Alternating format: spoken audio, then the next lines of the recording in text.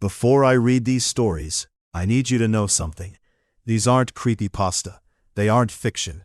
These are real documented accounts, shared by real people from 3 different states across America.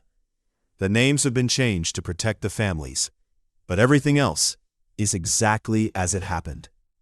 Marcus Webb was 34 years old, a nurse, a father of 2, a man who drove the same road every single night after his hospital shift ended at 2 a.m.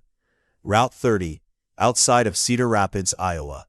Flat land, no streetlights, just your headlights, the dark, and miles of dead winter cornfield on both sides. On February 11th, 2026, Marcus was driving home like always. Windows fogged from the cold, radio playing something quiet. He was tired. He was always tired. That's when his headlights caught something. Standing in the middle of the road. A man. Not moving. Just standing there. Arms at his sides, head slightly tilted.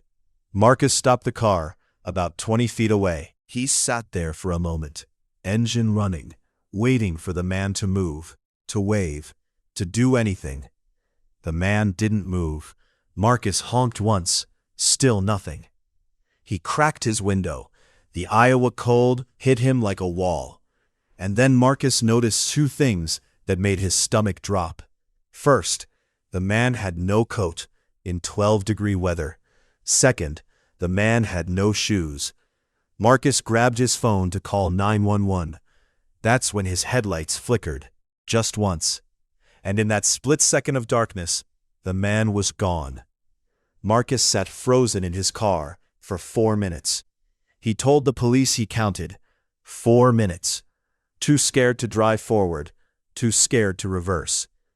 When he finally crept the car forward and passed the spot where the man stood, he looked to his left. The man was standing 20 feet into the cornfield, face still pointed toward the road, watching Marcus pass. Marcus called 911. Deputies arrived within 15 minutes. They found bare footprints in the frozen ground. The prints walked in a straight line from the road into the cornfield for exactly 67 steps, and then stopped. Just stopped. No more footprints, no broken stalks, no sign of any person in any direction. A barefoot man walked 67 steps into a frozen Iowa cornfield at 2 a.m. in February and vanished. No missing persons report matched the description. No one in the area reported seeing a man walking along Route 30 that night. The case is still open. Marcus sold his house 3 weeks later. He doesn't drive at night anymore. Story 2. She Kept Knocking. Portland, Oregon, March 2026. This story was submitted to a true crime forum in March of this year. The woman who wrote it asked to be called only Dana. Dana lives alone in a 2-story house in southeast Portland. She works from home. She's lived there 4 years without a single problem. Until March 3rd. At 11:47 p.m., Dana was in bed watching her phone when she heard a knock at her front door.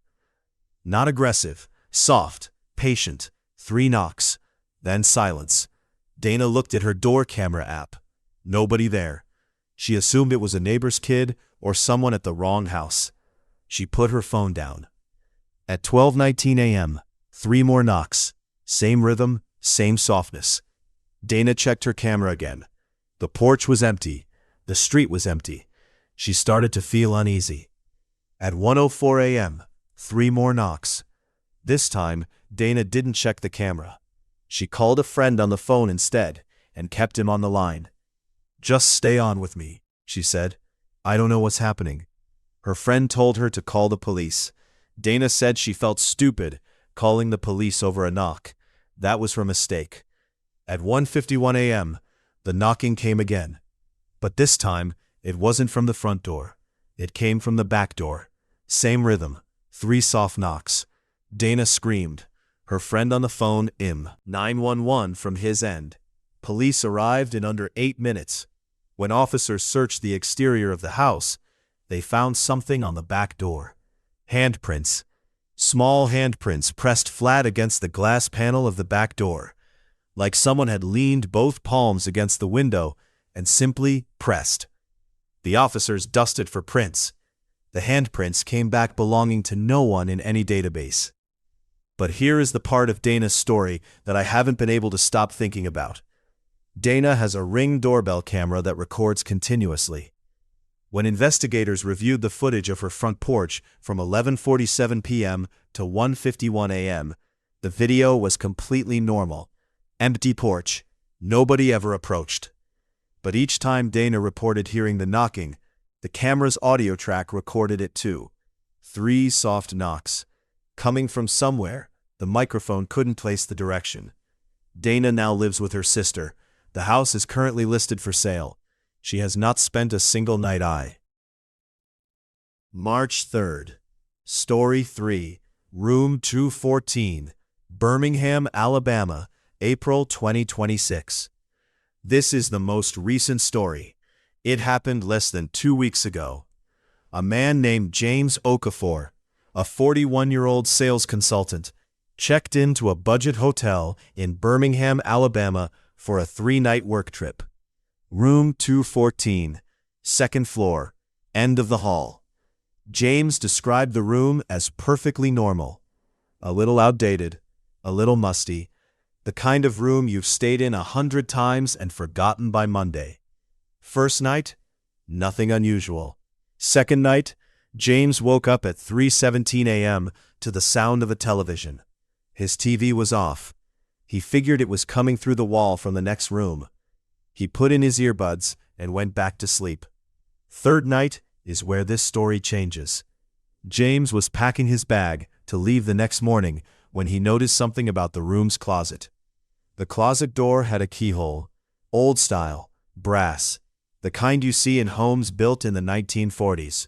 James thought it was strange, but old hotels have old features. He hadn't used the closet the whole trip and didn't think about it. Then he looked down. Pushed under the gap of the closet door, barely visible against the dark carpet, was a piece of paper. Folded once. James picked it up. He opened it.